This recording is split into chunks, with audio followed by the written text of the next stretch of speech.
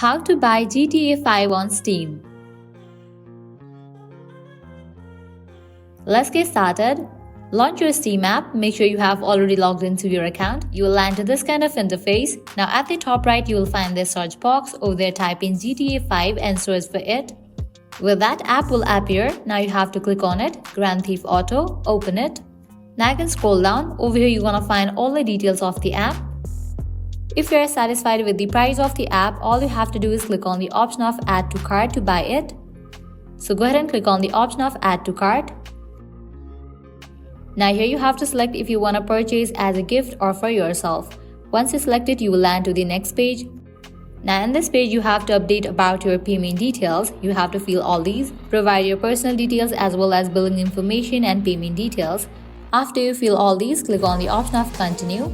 And with that, you will be good to go. So this way you can easily buy GTA 5 on Steam. At the end, if you guys find this video helpful, don't forget to like, share and subscribe to our channel.